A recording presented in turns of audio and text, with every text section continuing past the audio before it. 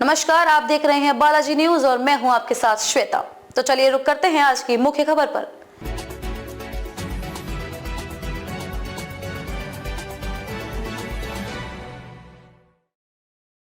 बांदा जिले के कारागार में होमगार्ड एवं कारागार राज्य मंत्री द्वारा निरीक्षण कर बंदियों को कंबल व गर्म कपड़ों का वितरण किया गया।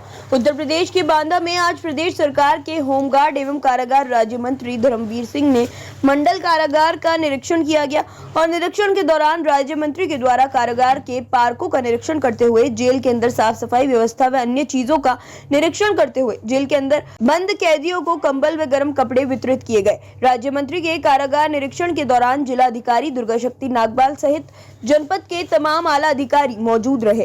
राज्य मंत्री ने जेल में बंद कैदियों से मुलाकात करने वाले लोगों से भी सुविधा और असुविधा की जानकारी ली। वहां एक बच्चा भी अपने पिता से मिलने आया था, तो मंत्री ने उस बच्चे से बात की और कहा कि अपने पिता को समझाना कि ऐसा काम न करे कि जेल में आना पड़े। वहीं सब संपूर्ण निरीक्षण और वितरण के बाद जब मंत्री से जानकारी ली गई तो उन्होंने बताया कि प्रदेश की जेल के हालात बदल रहे हैं। इतना ही नहीं, जेल के अंदर बंद कैदी भी अपने आप को बदलते हुए नजर आ रहे हैं। इसके अलावा अगर साफ सफाई की बात करें तो लगातार सरकार के द्वारा जेल में साफ सफाई व्यवस्था को दुरुस्त कराया जा रहा है। बांदा से उमेश श्रीवास्तव की रिपोर्ट।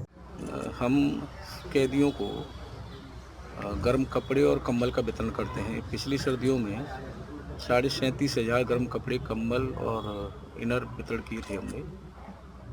इस वर्ष भी कंबल का और इनर का वितरण कर रहे हैं। हम अपने जहां हम जा सकते हैं वहां हम जा रहे हैं, क्योंकि हर जेल में 100-150 जैसी संख्या है वैसी 60, 70, 80, 100, 200 बंदी ऐसे हैं जिनसे उनके परिजन कोई मिलने नहीं आते सालों से।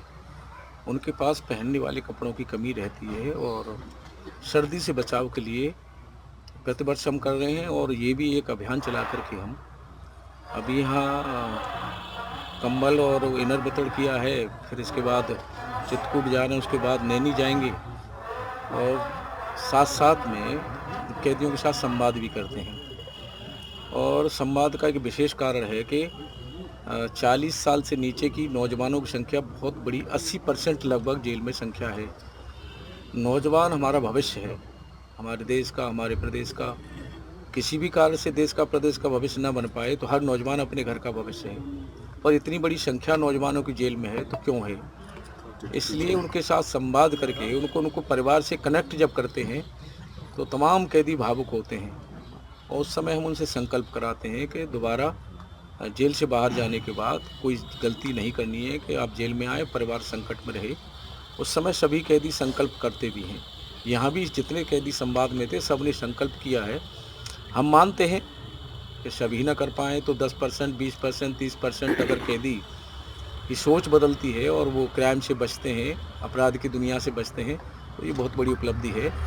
साथ साथ हम सुंदरकांड हनुमान चालीसा भी बाँटते हैं। उसके पीछे का कारण ये है कि कैदी आपस में साल, 6 महीने, 2 साल, 4 साल, 6 साल जब रहते हैं जेल में तो उनके पास में बाहर की दुनिया से कट होते हैं, कोई चर्चा नहीं होती, तो आपस में एक दूसरे के केस की चर्चा ही करते हैं। और वो केस की चर्चा दिमाग में अगर 7-6 साल व्यक्ति करता रहेगा वो दिमाग में घर कर जाएगी। हमारे मन में ये है कि बाहर जाने के बाद उस चर्चा का कहीं अंकुर पैदा हुआ, दोबारा कोई गलती न करा दे। उस चर्चा से बचाने के लिए आप अपने मन को धार्मिक की तरफ लगाइए, धर्म की तरफ लगाइए और फालतू चर्चा से बचिए। अभी आपने निरीक्षण था और क्या क्या देखा गया? देखिए, जेल मैनुअल के तहत हमें हर महीने कम से कम एक निरीक्षण करना होता है, हमको और कप्तान साहब को संयुक्त रूप से।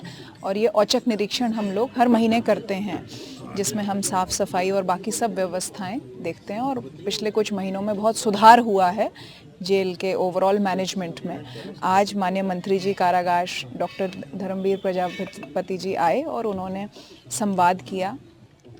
कई कैदियों को उन्होंने कंबल वितरित किए, इनर जो गर्म कपड़ा होता है नीचे पहनने वाला वो उन्होंने दिया।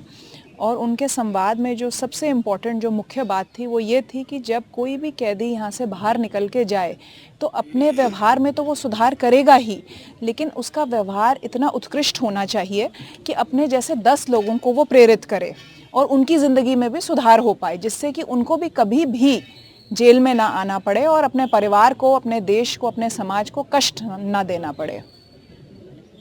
खबरों में अब तक के लिए बस इतना ही। फिर होगी आपसे मुलाकात ऐसी ही किसी बड़ी खबर के साथ। तब तक के लिए नमस्कार और देखते रहिए बालाजी न्यूज।